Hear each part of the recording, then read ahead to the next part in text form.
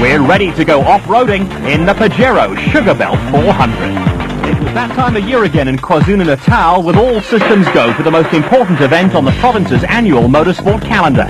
Now in its 8th year, the Pajero Sugarbelt 400 is one of the most popular events on the national off-road calendar, and was this year the 3rd round of the MSA Off-Road Championship.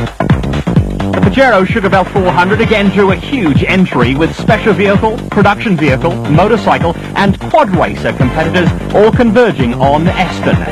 Ahead of competitors lay more than 400 kilometers of tough racing, and with car and motorcycle categories enjoying unprecedented support from manufacturers and importers, the competition in the South African Off-Road Championship is cutthroat.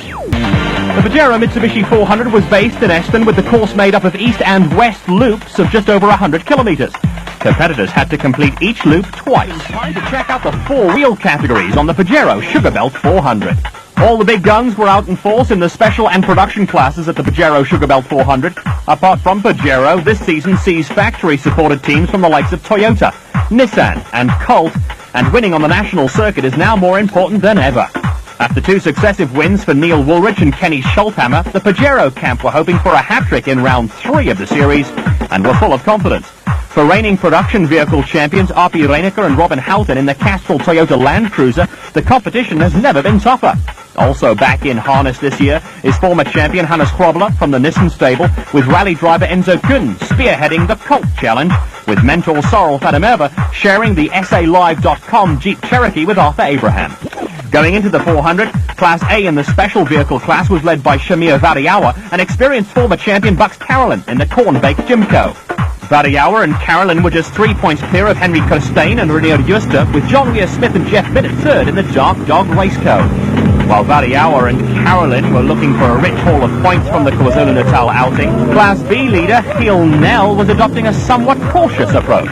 The sugarcane and the forest, they both, as far as I'm concerned, very dangerous, and you've got to be very cautious. You can't see far ahead, and you've got like 300, 600 meters to go, and then you've got to turn 90 left or right, and you can't really hook 4th or 5th gear. You've got to be very cautious. After 2 wins, Neil Woolrich and Kenny Schulthammer predictably led Class T in the production vehicle category.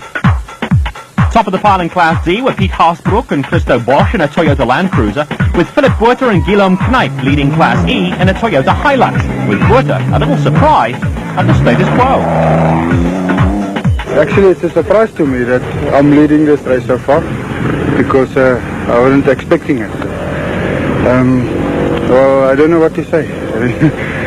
I'm just going to try my best.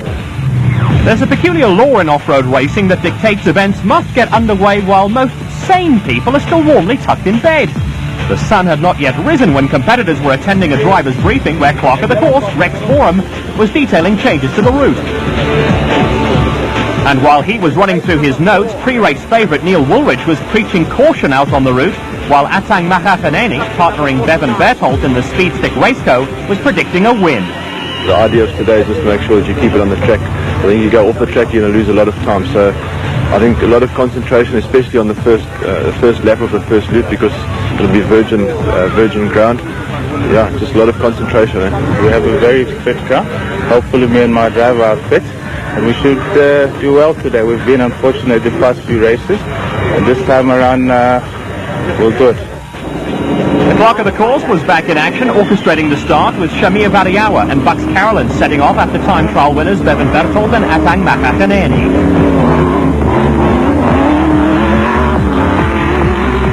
And after a little exhortation from Boren, next into the fray was Tom Smith in the neat little Mighty Mag.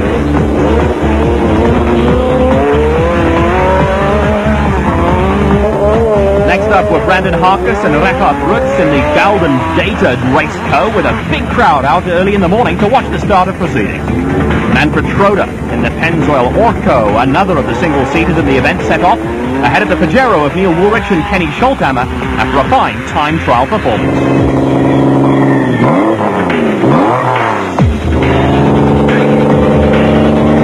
The Woolrich Schulthammer Pajero was 6th in the time trial ahead of the SALive.com Jeep Cherokee. The legendary Cyril Panameva qualified the car, but the first stint of the Cherokee was taken by Arthur Abraham, with son Scott doing the pathfinding. Supervan was scheduled to take over the driving at the halfway mark, with the Jeep being followed by Nas LaRue and Henny Testega in one of the two Colts entered in the Sugarbelt 400.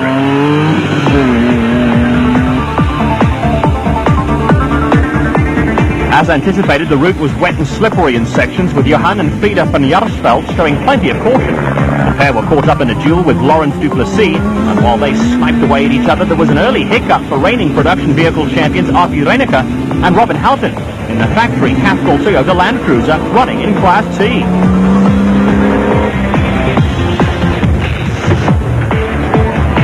Reinecke and Houghton started 12th at a little overshoot in the middle of a cane field, cost the reigning South African champions a few seconds. It didn't take long for them, though, to get the Toyota pointed in the right direction. And while Reinecke and Houghton were charging through a sugarcane tunnel, front runners on the road were dealing with different terrain, with the water splash offering the choice of an aggressive approach or caution. Well, two of the aggressors there, and one of the more cautious.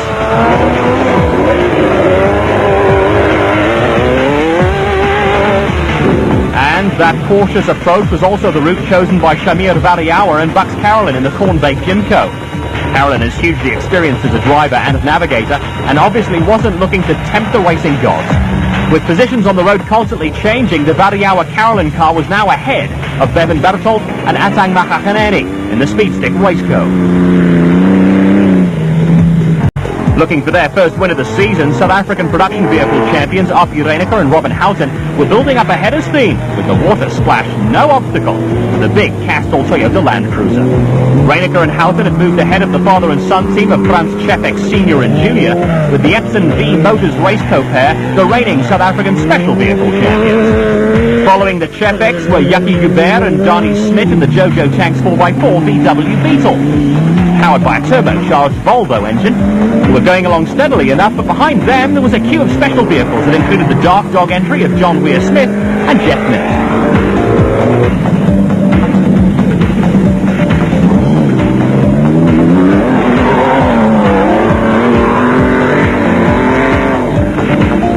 Also going along steadily were Nas LaRue and Henny Testega in the Mitsubishi Colt, with the pair at this stage running at the front of Class D.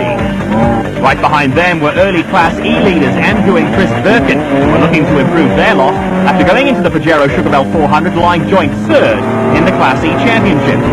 After a disappointing time trial, former champions Hannes Probler and Richard Leek started in 25th position and were scything through the field in the factory-backed Nissan hardbody. The versatile Probler is back in harness after a decade in hiatus and has lost none of his skill. Probler and Leek, another veteran off-roader, went into the Sugarbelt 400 lying second in the Class T Championship, and while they were trucking down the faster section of the course, they were headed for drama.